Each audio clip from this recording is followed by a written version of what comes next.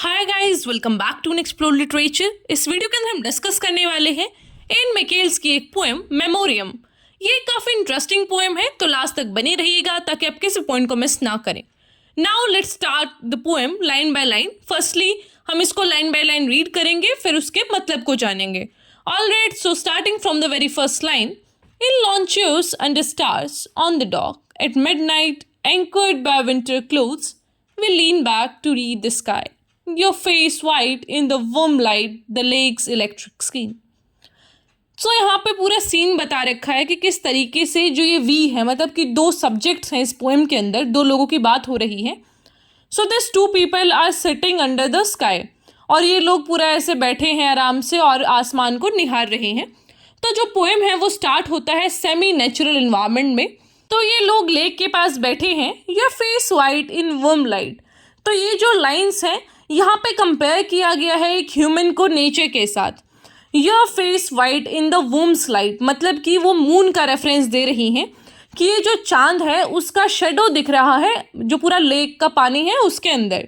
So she is comparing that with the skin of a human, कि जैसे white skin होता है human का, उसी तरीके से इस चांद का भी सफ़ेद फेस है। यहाँ पे फेस बोला गया है लेक के सरफेस को, वाइट बोला गया है लाइट को, और जो वर्ड है वुम उसका यूज़ किया गया है टू शो समथिंग जो प्रोड्यूस कर सके, जो शेल्टर दे सके, क्योंकि जो चांद की शेडो है उसको शेल्टर दिया है लेक के पानी ने। तो ये पूरा रेफरेंस दिया गया है पहले पैराग्राफ के अंदर। अब बात करते हैं सेकेंड पैरा की। Driving home from Livingstone full and blue the moon over one shoulder of highway there or in a kitchen at midnight, sitting anywhere in the sleeping dark, we bury them again and again under the same luminous thumbprint. तो जो first para था उससे हमें ये देखने को मिलता है कि this people they are sitting near a lake, और वो आसमान को देख रहे हैं। Then in this second para हमें पता चलता है कि वो लोग घर की तरफ जा रहे हैं, फिर कोई किचन का सीन है। तो ये जो सारी चीज़ें हैं वो ज़्यादा कुछ क्लैरिटी में है नहीं कि ये लोग किचन में क्या कर रहे हैं, why they are driving home, तो वो यहाँ पे नहीं मेंशन किया गया। Then they talk about sitting anywhere in the sleeping dark. तो ये बोलती है मिडनाइट का टाइम है, और आपने देखा होगा कि जब भी मिडनाइट होता है तो बहुत ऐसा चांद की रोशनी होती है। तो ये स्लीपिंग डार्क तो नहीं हो सकता, because it is too much dark. Sleeping dark का मतलब होता है वेरी मच डार्क, या फिर कहें the extreme sense of darkness. लेकिन यहाँ पे ये चीज़ नहीं है, तो ये उनकी साइकोलॉजिकल डार्कनेस को दिखा सकता है कि वो किस तरीके से साइकोलॉजिकल तौर पर डिस्टर्ब थे, या फिर पजल थे, कंफ्यूज थे। वी बरी them again and again under the same luminous thumbprint, कि हम उनको बार बार बरी कर देते हैं उस सेम ल्यूमिनस थंबप्रिंट के अंडर। ल्यूमिनस थंबप्रिंट का जो रेफरेंस है that is to the light, कि हम जो ये सारी चीज़ें हैं, हमारे जो लाइफ की मेमोरीज़ हैं, उनको दोबारा दोबारा दबा देते हैं, बट वो चीज़ें बार बार उभर कर आती हैं। सो ये जो मल्टीपल रेफरेंस है लाइट का, वो दिखाता है कि कोई बैलेंस रेफरेंस नहीं है लाइट और डार्कनेस के बीच।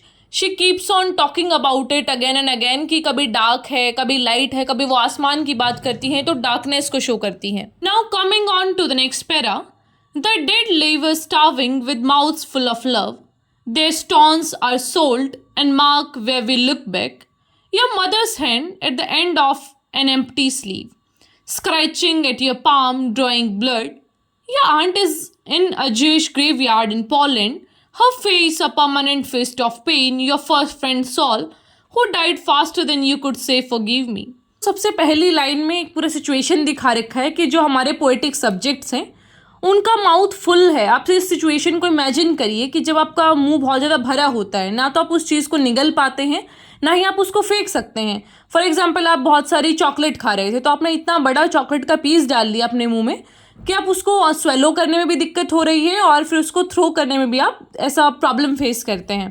तो यहाँ पे क्या होता है कि जो डेड हैं, मतलब जो लोग अब इस दुनिया में नहीं हैं, जो इनके नियर एंड डियर वंस, उनका लव इनके पास इतना ज़्यादा है, उनकी मेमोरीज इनके पास इतनी ज़्यादा है कि ना तो वो उसको भूल ही सकते हैं, और उसकी वजह से this people are facing problem in their life. वो बिल्कुल भी अपनी लाइफ में स्टेबल नहीं है।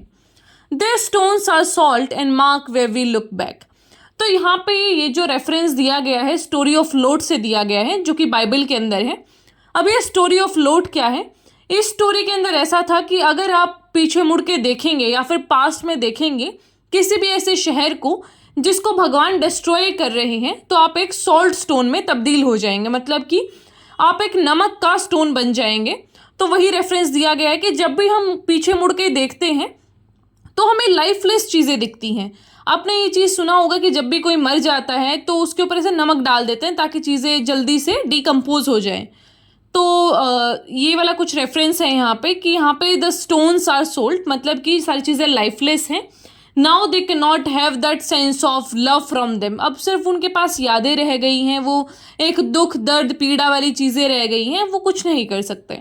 Your mothers hand at the end of an empty sleeve scratching at your palm drawing blood. तो यहाँ पे जो मेमोरी है उसका बॉडीली अफेक्ट दिखाया गया है कि जब भी आप एक इंसान के बारे में सोचते रहते हैं तो आपकी बॉडी बड़ा वीक फील करती है, आप सोचते हैं कि कुछ तो है, मतलब आई हैव सम इशू, आपकी बॉडी अलग तरीके से रिएक्ट करती है, अलग ही सिम्टम्स रहते हैं उसके। और यहाँ पे एक फिर वो जो ब्लड का सिंबल है उससे रिलेशन भी दिखाया गया है, फैमिली रिलेशन, जिसको ब्लड रिलेशन भी हम बोल सकते हैं। तो वो सारी चीज़ें दिखाई गई हैं कि किस तरीके से जब भी आपका कोई नियर या डियर वन आपके पास नहीं होता है, how do you feel and how your body reacts to that. फिर आता है नेक्स्ट पैरा, जिसकी फर्स्ट लाइन है your aunt in a Jewish graveyard in Poland her face a permanent fist of pain. तो यहाँ पे सारे लोग जो भी इनकी लाइफ में अब नहीं है, दोज हु आर डेड, उनको ये याद करते हैं। तो ये एक तरीके से वो पूरा ट्रॉमेटिक सा मेमोरी दिखाया गया है कि कौन वो लोग हैं जो इस पूरे ट्रॉमेटिक मेमोरी के सेंटर हैं और उनके एब्सेंस की वजह से ये ट्रॉमा है, और इस ट्रॉमा का कॉज क्या है, उनकी डेथ कैसे हुई और हमारी पोएम के सब्जेक्ट्स पे उनका क्या असर पड़ रहा है, वो लोग किस तरीके से परेशान हैं उनके एब्सेंस की वजह से। Then is when I was 9 and crying from a dream. तो यहाँ पे एक बच्चे के नाइटमेयर को दिखाया गया है कि एक बच्चा उठता है, वो डर जाता है because of the bad dream जो उसने देखा है। You said words that hide my fear. Above us, the family slept on. Mouth open, hands scrolled. कि तुमने जो शब्द बोले जब मैं नाइटमेयर से उठी, उससे मुझे बड़ा कंफर्ट फील हुआ और मैंने अपने डर को फिर हटा दिया। और हमसे ऊपर, हमारे जो ऊपर वाला फ्लोर था, उस पर हमारी फैमिली सो रही थी। तो जो ये लाइन्स हैं वो यहाँ पे ये बताना चाहती हैं किस तरीके से जो दो हमारे पोइटिकल सब्जेक्ट हैं, मतलब कि पोइटिकल सब्जेक्ट का मतलब ये है कि जो कहानी के दो पात्र हैं उनके नाम हम नहीं ले सकते हैं उन कैरेक्टर्स के, क्योंकि नाम मेंशन ही नहीं है। ये हमें नहीं पता है लड़का है लड़की है, दोनों बहनें हैं भाई हैं, क्या कुछ रिश्ता है हमें नहीं पता, तो इसलिए हम उनको पोइटिकल सब्जेक्ट बोल रहे हैं। तो यहाँ पे हमें ये पता चलता है कि वो जो एक पोइटिकल हमारा सब्जेक्ट है वो दूसरे को ईज नहीं करवा पा रहा, वो उसको अच्छा महसूस नहीं करवा पाया जब वो डर के उठी, मतलब वो उसको कंफर्ट नहीं करवा पा रहा था। जो भी है ये लड़का लड़की, ही और she, he suffers because of the emotions of the other, लेकिन फिर भी मतलब वो एक तरीके से उनका पेन सेम है। वो अपने जो लव्ड वंस हैं, डियर वंस हैं, उनको याद कर रहे हैं, उनके एब्सेंस को फील कर रहे हैं, बट स्टिल वो कंफर्टिंग वाला सेंस नहीं आ पा रहा कि हम एक दूसरे को कंफर्ट करा पाए। और इनका जो ये है above us the family slipped on, ये लाइन भी ये शो करता है कि इनका फैमिली से ज़्यादा कुछ बना नहीं है, like the family is very much disoriented. 20 years later your tears burn the back of my throat। तो यहाँ पे ये बोलना चाहते हैं कि किस तरीके से वो जो अपनी सफरिंग है उसको नहीं दिखा पाए दूसरे जो भी उनके पॉलिटिकल सब्जेक्ट हैं उनको, मतलब कहानी के जो दूसरे पात्र हैं उनको वो अपनी बात नहीं समझा पा रही हैं, तो उसकी वजह से उनको काफ़ी ज़्यादा पेन हो रहा है उनके गले में। जब भी आपको रोना आता है और आप नहीं रोते हैं तो आपके गले में दर्द नहीं होता, you feel very much heavy in the throat, आपको बड़ा भारी भारी सा लगता है कि बस एक बार कोई टोके और रोना ही निकल जाएगा। तो वो सारी चीज़ें यहाँ पे शो की गई हैं। Memory has a hand in the grave up to the wrist. तो ये एक काफ़ी इंपॉर्टेंट लाइन है, आपके एग्जाम में भी आ सकती है। इसका मतलब ये है कि जो मेमोरी है ना उसको एक हैंड के फॉर्म में रिप्रेजेंट किया गया है, वो एक ग्रेव के अंदर ट्रैप्ड है और उसको रिस्ट से, जो हमारा हाथ होता है वो रिस्ट से अटैच होता है ना, तो वही चीज़ बताई गई है। तो यहाँ पे मेमोरी और हैंड और ग्रेव, इन सारी चीज़ों का क्या इंपॉर्टेंस है। तो जो पोइटिकल सब्जेक्ट हैं वो ये कहना चाहती हैं कि ना तो वो पास्ट से रिलेट कर पा रही हैं ना प्रेजेंट से कर पा रही हैं, लेकिन अभी जो उनका सिचुएशन है, उनकी बॉडी है जो, वो भी सफ़र कर रही है इसकी वजह से। अगर हम इस चीज़ को दोबारा रिपीट करें तो memory has a hand in the grave up to the wrist, मतलब कि जो एक मेरा पास्ट का ट्रॉमा है वो मेरे प्रेजेंट को भी हैम्पर कर रहा है and I can not move from that. Then is earth crumbles from your feast under the skies black sieve. Sieve का मतलब होता है छलनी, जो कि चाय छानने के काम आती है, या फिर जो भी चीज़ छानना है, सो दैट इज द छलनी। तो यहाँ पे ये बोलना चाहते हैं कि जब भी मेमोरी उस ग्रेव से वापस आती है तो उसके साथ कुछ नहीं आता, सिर्फ डर्ट आता है।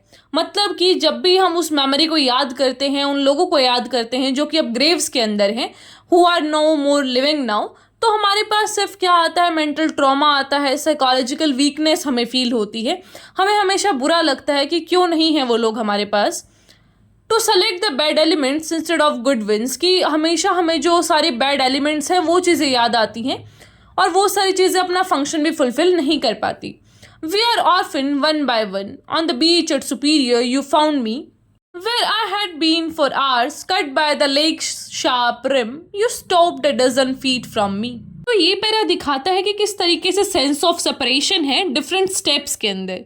पहले में हमें पता चलता है कि बहुत ज़्यादा जो सेपरेशन है वो है फ्रॉम फैमिली, क्योंकि इनकैपेसिटी है रिलेट करने की फ्रॉम द मेमोरी, कि जो चीज़ें ये रिलेट कर पा रहे हैं हमारे दो पॉलिटिकल सब्जेक्ट्स, वो लोग और नहीं सोच पा रहे हैं। तो वो एक इनकैपेसिटी है कि आप रिलेट कर पाएँ उस मेमोरी के साथ। And then is the process कि जिस तरीके से जो पास्ट है वो होल्ड करता है इन सब्जेक्ट को, कि वो बार बार उठ के आ जा रहा है उनके पास पास्ट, और वो लोग परेशान हो जाते हैं, जबकि और लोगों को इस चीज़ से कुछ ज़्यादा फर्क पड़ता नहीं है। तो ये जो पैराग्राफ है वो एक ऐसी एसेंस देता है कि दिस पीपल आर कनेक्टेड, वो दोनों सेम टाइम पे हार्म्ड हैं, दोनों का सेम ट्रॉमा है, लेकिन स्टिल वो डिसकनेक्टेड हैं अपने पास से, और बड़ा ही इम्पॉसिबल है सारी चीज़ों को रिडीम करना, दोबारा से बैक टू नॉर्मल लाना। What passed in that quiet said, I have nothing to give you.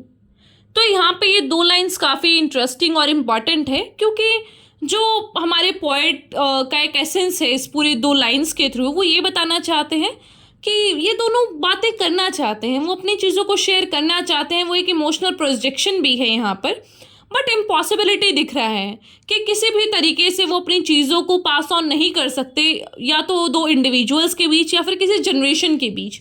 तो वो एक इम्पॉसिबिलिटी दिख रहा है of the idea of passing the things, कि किस तरीके से चीज़ों को पास ऑन किया जाए टू द नेक्स्ट इंडिविजुअल या फिर टू द नेक्स्ट जनरेशन। तो यहाँ पे जो रिस्पॉन्स है that is a traumatic event, जो कि बोला गया है साइलेंस या फिर क्वाइट। तो यहाँ पे सिर्फ इनके पास एक ही रास्ता बचता है कि बोल करना मत आया जाए, सिर्फ हम शांत रहते हैं, that is the only solution we have. At dusk birch forest is a shore of bones. तो ये ब्रिश फॉरेस्ट का मतलब यहाँ पे है कि ये वाइट ट्रीज होते हैं, तो इसलिए उनको ऐसा बोन से रिलेट किया गया है, just because of that colour. I have pulled stones from the earth's black pocket, felt the weight of their weariness won, कि मैंने जो ऐसे बोलते हैं ना गड्ढे मुर्दे उखाड़ना, वो वाली चीज़ है यहाँ पे, कि मैंने अर्थ के जो बेली है उससे एक स्टोन निकाला, जिससे मुझे काफ़ी वेट फील हुआ। तो इस पूरी लाइन का ये मतलब है कि जब भी आप कुछ भी मेमोरी को याद कर, जो भी मेमोरी आपके पास आती है पास्ट से रिलेटेड, तो वो आपको हमेशा बहुत हैवी फील कराती है, बहुत ही आपको मेंटली तौर पे टॉर्चर करके चली जाती है, क्योंकि आप इतनी सारी चीज़ों को नहीं हैंडल कर सकते at the same time. Exhausted from the sleep in the earth, कि वो सारे जो स्टोन्स एग्जॉस्ट हो गए थे सोते हुए इन द अर्थ, मतलब कि एक टाइम पे वो चीज़ें, वो मेमोरीज इतनी शांत पड़ गई थी, लेकिन एक एकदम बवंडर की तरह वो आती हैं और आपकी ज़िंदगी में तहस नहस कर देती हैं। I have written on my skin with a black sweat. तो ब्लैक स्वेट का मतलब है डर्ट, कि मैंने उनसे अपनी खाल पर लिख लिया है। The lake's light movement is stilled by fading light, कि अब जब हम पहले बात कर रहे थे डार्कनेस की, कि हमेशा डार्क है, सिमरिंग ब्लैक, इस तरीके के रेफरेंस थे, लेकिन अब यहाँ पे बोल रही हैं वो fading light instead of darkness. तो थोड़ा सा सेंस ऑफ होप हमें दिखता है इस लाइन में। Soon the stars tiny mouths the moons blue mouth. तो यहाँ पे एक सेंस ऑफ कामनेस है, जो कि पूरे एक्सप्रेशन ऑफ लाइट के अकॉर्डिंग बनाया गया है। पहले क्या था कि पूरा नेचुरल सेटिंग था, एक नेचुरल प्रोजेक्शन दिखाया गया था, लेकिन अब ये जो पूरा हमारा प्रोजेक्शन है वो ट्रांसफॉर्म हो गया है नेचुरल से लेके इमोशनल तक। तो अब उनके जो इमोशनल सेल्फ है उसको ज़्यादा दिखाया जा रहा है पूरी पोएम के अंदर, कि किस तरीके से वो अपने डेड वंस को याद करके अपनी मेमोरी एक पूरा बना रही हैं, किस तरीके से वो मेमोरी उनको ट्रॉमेटाइज कर रही है, या फिर किस तरीके का इम्पैक्ट है उस मेमोरी का हमारे सब्जेक्ट के ऊपर। Then the last para is I have nothing to give you, nothing to carry, some words to make me less afraid to say you gave me this. तो यहाँ पे वो बोलती हैं कि अब मेरे पास कुछ नहीं है कि ऐसा मैं आपको दे सकूँ या फिर कुछ कैरी कर सकूँ मैं, अब मेरे पास ऐसा कुछ बिलोंगिंग नहीं है। कुछ शब्द हैं जो कि मुझे कम डराएंगे, मतलब कि यहाँ पे एक इम्पॉर्टेंस दिखाया गया है पोइट्री का भी, कि किस तरीके से जो पोइट्री है वो आपको हील करती है, आपको स्ट्रेंथ देती है। Memory insist with its sea voice, कि जो सी है वो वॉइस है मेमोरी का, किस तरीके से जो ये पूरा समंदर है उनको याद दिला रहा है सारी बातों का, whichever happened with them in the past. Muttering from its bone cave memory wraps up like the shell wraps the sea, nothing to carry, some stones to fill our pocket to give weight to what we have. तो आपने notice किया होगा कि जो ये last का para है इसमें लाइंस बहुत छोटी छोटी सी हैं, छोटे छोटे से फ्रेजेस हैं। इसका मतलब है कि जो पोइट है वो हमारा ध्यान खींचना चाहते हैं इन मेन पॉइंट्स की तरफ। तो यहाँ पे वो क्या करते हैं कि छोटी छोटी लाइंस के थ्रू हमारा अटेंशन को ऐसा ड्रॉ करते हैं to this main elements of this पूरा पोएट्री या फिर स्टोरी जो इन्होंने फ्रेम किया इस पोएम के अंदर। जो साउंड ऑफ सी है वो बड़ा ही कॉन्टिन्यूस है, और जब भी हम उसके पास होते हैं वो हमेशा होता है और वो डोमिनेट कर लेता है पूरे सिनेरियो को। तो इसी तरीके से मेमोरीज भी हैं कि मेमोरीज हमसे जब भी पास होते हैं हम किसी भी चीज़ के, तो वो दोबारा दोबारा स्ट्राइक करती हैं हमें, वो चीज़ें हमें याद आती हैं और वो एक तरीके से बहुत डोमिनेटिंग हो जाती हैं, जैसे कि एक समंदर की लहरें हों कि हम उसे कितना भी अवॉइड कर लें, लेकिन अगर हम उसके पास हैं तो वो हमेशा हमें वो सारी चीज़ें रिमेंबर करवाएगी, वो सारा अपना जो नॉइस है उसको डोमिनेट करेगी।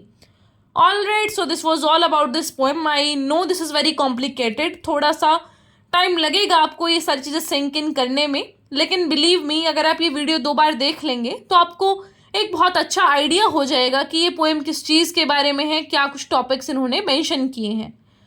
All right, so this was all about this video. I will meet in next video. Till then take care, stay happy, stay healthy. और अगर कोई भी डाउट है आपको तो वो आप पूछ सकते हैं कमेंट में, I will answer that. And please give your feedbacks कि आपको कैसी लगी ये वीडियो। जो भी आपका एक प्रॉपर फीडबैक होगा उसको कंसीडर किया जाएगा, जो भी अच्छा बुरा भला जैसा भी लगा, प्लीज़ गिव योर फीडबैक्स।